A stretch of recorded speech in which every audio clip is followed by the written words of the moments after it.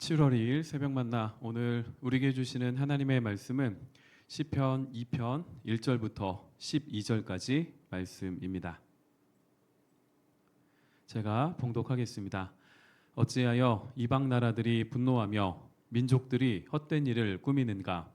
세상의 군왕들이 나서며 관원들이 서로 꾀하여 여호와와 그의 기름 부음 받은 자를 대적하며 우리가 그들의 맨 것을 끊고 그의 결박을 벗어버리자 하는도다.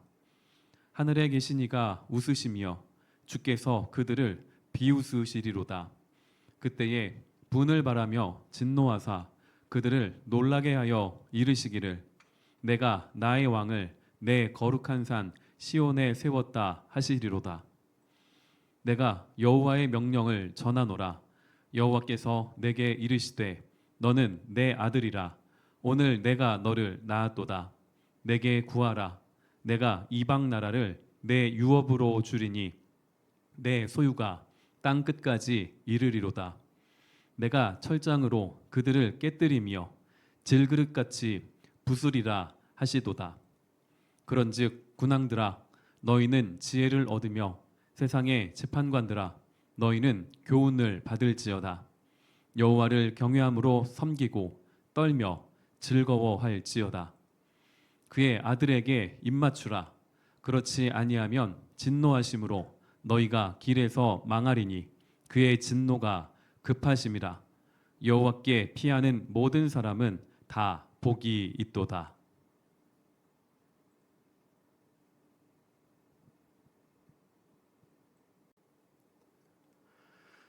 오늘은 복 있는 사람이라는 제목으로 말씀을 나누겠습니다. 제가 금요기도의 시간에 종종 말씀드리는 것이 있습니다. 여러분의 기도에 등장하는 등장인물은 몇 명입니까? 라는 질문입니다. 일반적으로 혼자 개인 기도 시간을 가질 때에 나의 기도 속에 등장하는 등장인물들은 이 10손가락을 넘지 않습니다. 보통 나를 위한 기도 그리고 가족을 위한 기도까지 하기 때문에 그렇습니다. 우리가 갖고 있는 하나님에 대한 인식이 나와 가족 그리고 우리 교회 여기에만 한정되어 있음을 보여주는 예라고 저는 생각을 합니다. 그런데 우리가 믿는 하나님, 우리를 구원하신 하나님, 우리의 모든 삶을 주관하시고 다스리시는 하나님은 우리가 인식하고 또한 우리가 생각하고 있는 것보다 더 크신 분입니다. 그것을 오늘 묵상 본문인 시편 2편이 우리에게 말씀하고 있습니다. 시편 2편은 1편과 짝꿍입니다. 짝을 이루는 시편이라고 흔히 말합니다. 1편이 한 개인의 복 있는 삶이 무엇인지를 말씀하였다면 2편은 온 세상 나라의 반역 속에서도 하나님의 통치를 선포하며 그 속에서 역시 복 있는 사람이 누구인지를 말씀하고 있습니다. 12절에 보시면 그의 아들에게 입맞추라. 그렇지 아니하면 진노하심으로 너희가 길에서 망하리니 그의 진노가 급하심이라. 여호와께 피하는 모든 사람은 다 복이 있도다. 자, 이 편은 여호와께 피하는 모든 사람이 다 복이 있다 말씀합니다. 왜 여호와께 피하는 모든 사람이 복이 있을까요? 여호와 하나님의 완전하시고 선하신 통치 때문입니다. 우리가 살고 있는 이 지금 세상 속에서도 세상 나라들이 그리고 수많은 민족들이 권세자들이 개인의 욕심을 채우기 위하여 마치 브레이크가 고장나버린 열차와 같이 자기 마음대로 자기 멋대로 치닫고 있는 것을 보고 있습니다. 그 결과가 여전히 지속되고 있는 갈등과 폭력과 살인과 전쟁입니다. 여러분, 이 세상 그 누구도 집단적으로 싸우고 속이고 빼앗고 죽이는 일을 좋아하지 않습니다. 하나님이 그런 모습을 바라보시며 기뻐하실까요? 그렇지 않습니다. 선하신 하나님께서 다스리시는 나라, 주님의 다시 오심으로 완성될 그 나라는 지금 우리가 경험하고 있는 세상의 권세자들이 다스리는 갈등과 분열과 전쟁이 가득한 나라가 아닙니다. 만약에 여러분이 예수 믿고 구원받아 천국에 갔는데 그곳에서도 여전히 사람들이 싸우고 빼앗고 속이고 죽인다면 그곳이 천국일까요? 이사야는 하나님이 약속하신 그 메시아가 오셨을 때에 그 나라가 어떤 모습인지를 우리에게 잘 보여주었습니다.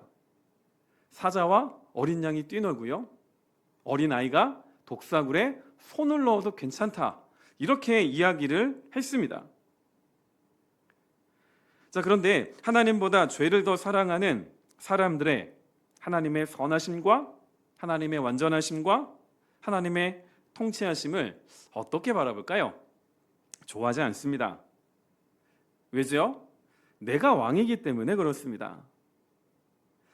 자, 세상 사람들의 하나님에 대한 인식이 3절에 나옵니다. 우리가 그들의 맨 것을 끊고 그의 결박을 벗어버리자 하는도다. 세상은 하나님의 선하시고 완전하신 그 하나님의 통치를 3절에서 맨 것, 결박으로 인식을 합니다. 내가 갖고 있는 자유, 권리를 하나님이 속박한다고 생각하기 때문입니다. 그래서 어떻게 하죠? 나를 맨 것, 그리고 나를 결박한 것을 벗어버리려고 노력을 합니다. 그 결과가 지금 우리가 눈으로 보고 있는 세상 나라들의 모습입니다.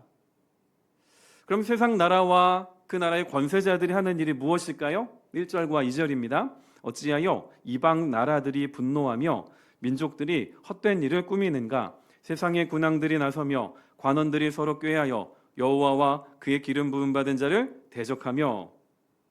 자, 이 구절 안에는 우리가 어제 살펴보았던 시편 1편에 악인들의 모습을 표현했던 걷다, 서다, 앉다와 같은 세 가지 표현이 나옵니다. 분노합니다. 그리고 나섭니다. 서로 꾀합니다.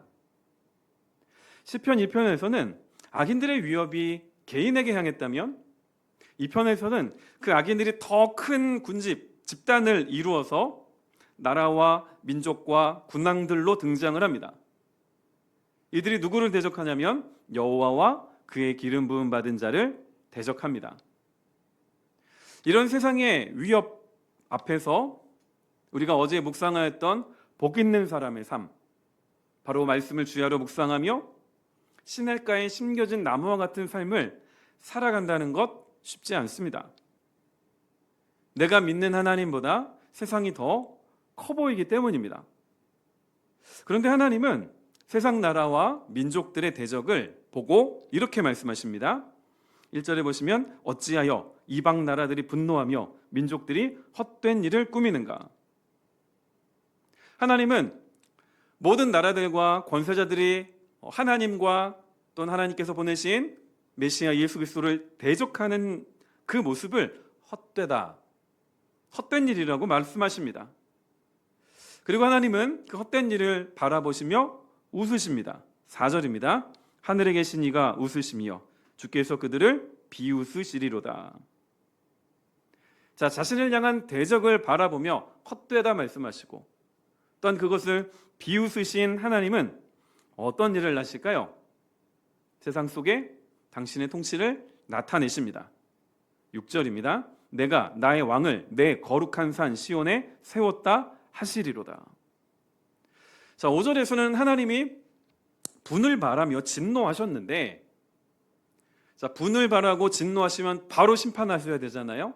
그런데 6절에서 하나님은 바로 심판하지 않으시고 시온에 왕을 세우십니다. 자, 6절을 다시 보시면 내가, 나의,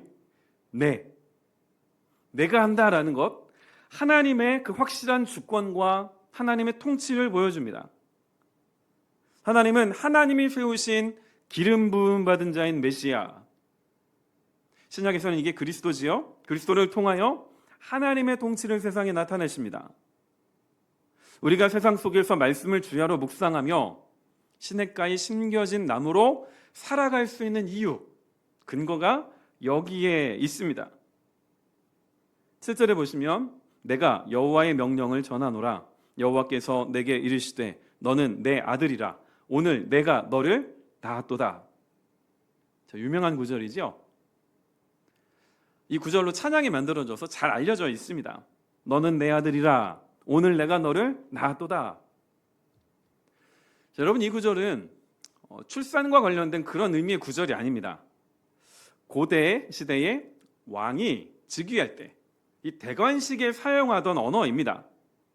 너는 내 아들이다 라는 이 말은 왕이 즉위하는 그날에 하나님과의 특별한 언약 관계 속에서 아버지와 아들의 관계가 되었다라는 공식적인 선언을 뜻하는 말입니다. 하나님은 거룩한 산 시온에 세워진 십자가에 달린 예수 그리스도를 통하여 죄로 인하여 깨어진 이 세상 나라들을 완전히 회복하실 것입니다. 지금 지구상에서 아무리 그 국력이 강한 나라라 할지라도 모든 전 세계에 그 영향력을 끼칠 수 있는 나라는 없습니다. 이 천조국이라고 불리는 미국조차도 점점 쇠퇴하고 있는 모습을 우리는 확인하고 있습니다. 국방비에만 1년에 1,000조를 쓴다는 거죠. 지금은 이게 더 늘어나서 이제 곧 1년에 국방비를 2,000조까지 쓴다라고 말을 하지만 예전과 같은 그런 위협적인 모습을 미국은 지금 보여주고 있지는 못합니다. 자, 그런데 거룩한 산 시온에 세워진 이 왕의 통치는 8절이 말씀하고 있는 것처럼 땅 끝까지 이릅니다. 자, 이 말씀은 계시록에 가서 보시면 모든 민족과 백성과 족속과 방언들이 어린 양이신 예수 그리스도 앞에 꿇어 경배하며 찬양하는 모습으로 성취됩니다. 기독교는 믿음의 종교입니다. 그런데 성경은 우리가 믿음을 갖기 이전에 소망을 이야기합니다. 소망하는 것이 존재하여야 우리가 그것을 소망하며 우리가 믿을 수 있기 때문이죠. 시편 2편은 이스라엘이 바벨론 포로기 이후에 왕이 없는 시대의 기록이 되었습니다. 다윗 왕조의 혈통이 끊어진 상황 속에서 이 시는 이스라엘 백성들이 궁극적인 메시아, 자신들을 구원할 그 완전한 통치를 노래하게 하였고 또한 그것을 소망하게 했습니다. 비록 지금 내가 처한 상황이 녹록지 않고 도처에 답답하고 또는 언제 터질지 모르는 시간 폭탄과 같은 상황이 많이 있다 할지라도 하나님의 통치는 약속대로 나와 우리의 삶에 임할 것입니다. 자, 그러면 이 시편 2편 말씀은 복 있는 사람들만을 위한 말씀일까요? 주의 율법을 즐거워하여 주야로 그것을 묵상하는 사람, 시냇가에 심겨진 나무와 같은 사람들만을 위한 말씀이고 또한 오늘 마지막 구절에 나와 있는 것처럼 여호와께 피하는 자들만을 위한 말씀일까요? 그렇지 않습니다. 하나님은 여전히 하나님을 대적하는 자들을 향하여 은혜를 베푸십니다. 구절을 보면 하나님이 시온산에 세우신 왕을 통하여 또 바로 심판하실 것 같아 보이지만 아닙니다. 10절부터 12절입니다. 그런즉 군왕들아 너희는 지혜를 얻으며 세상의 재판관들아 너희는 교훈을 받을지어다. 여호와를 경외함으로 섬기고 떨며 즐거워할지어다. 그의 아들에게 입맞추라. 그렇지 아니하면 진노하심으로 너희가 길에서 망하리니 그의 진노가 급하심이라. 여호와께 피하는 모든 사람은 다 복이 있도다. 하나님은 자신을 대적하는 세상을 향하여 최후 통첩을 말씀하시면서 함께 은혜의 자리로 돌아오라 초청하고 계십니다. 방금 읽은 말씀에 5가지 초청이 나옵니다. 지혜를 얻으라, 교훈을 받으라, 섬기라, 떨며 즐거워하라, 그의 아들에게 입맞추라. 여기서 말하는 지혜는 하나님의 통치와 하나님의 말씀에 따르라 라는 의미입니다. 왜 하나님은 심판의 메시지와 함께 은혜의 자리로 초청하는 말씀을 하셨을까요? 하나님을 대적하는 그 길이, 대적하는 나라와 민족들의 그 결말이 망하는 것이기 때문에 그렇습니다. 12절에 보시면 너희가 길에서 망하리니가 나오죠. 어제 묵상 본문 6절에 기억나십니까? 악인들의 길은 망하리로다.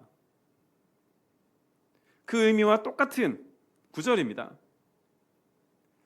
여러분, 이 말씀은 반드시 하나님의 때에 예수께서 다시 이 땅에 오심으로 이루어질 것입니다. 이것은 될 수도 있고 안 될 수도 있는 그런 게 아닙니다. 만약 2년 전에 제가 여러분을 알았다면 2년 전 여러분에게 찾아가서 여러분 지금 삼성전자 주식 사셔야 합니다. 하이닉스 사셔야 됩니다. 2년 후에는 우리가 상상하지 못할 정도로 많이 올라 있을 것입니다. 라고 여러분에게 제가 말씀을 드렸다면 여러분은 어떻게 하셨겠습니까? 콧방귀를 키셨겠죠? 자, 이런 일은 일어날 수도 있고 일어나지 않을 수도 있습니다. 그런데 하나님은 당신의 택하신 백성들에게 일어날 수도 있고 그렇지 않을 수도 있는 삶을 말씀하지 않으십니다. 선하시고 완전하신 하나님의 통치는 반드시 완성될 것입니다. 여호와께 피하는 모든 사람이 복이 있다는 사실을 내가 믿는다면 나는 삶으로 내가 믿는 하나님을 믿음으로 드러내야만 합니다. 오늘 하나님을 대적하는, 여전히 하나님을 욕하는 세상 속에서 여호와께 피하는 사람의 모습이 무엇인지를 삶으로 보여주시기를 주님의 이름으로 축원드립니다. 기도하겠습니다. 아버지 하나님, 오늘도 생명의 말씀 앞에 서게 하여 주시니 감사합니다. 오늘도 복 있는 사람이 누구인지를 살펴보았습니다. 하나님, 우리가 지식적으로만 하나님을 아는 것에 멈추지 않게 하여 주시기를 원합니다. 하나님의 완전하심과 하나님의 선하심과 그 하나님이 반드시 이루실 그 통치를 우리가 소망하며 그 소망으로 말미암는 믿음 가운데에 굳건하게 서게 하여 주시옵소서. 오늘도 여전히 우리가 살아갈 이 세상은 하나님을 대적합니다. 그런 세상의 위협과 또한 우리를 바라보는 곱지 않은 시선 속에서 오늘 하나님께서 세상을 바라보셨던 그 시선과 그 마음과 하나님께서 행하신 일을 우리가 붙잡고 기억하기를 원합니다. 오늘도 우리가 모든 자리에서 모든 삶의 처소에서 하나님을 왕으로 고백하며 여호와께 피하는 복 있는 사람의 삶을 살아갈 수 있도록 은혜로 우리를 채워 주옵소서. 예수님의 이름으로 기도드립니다. 아멘.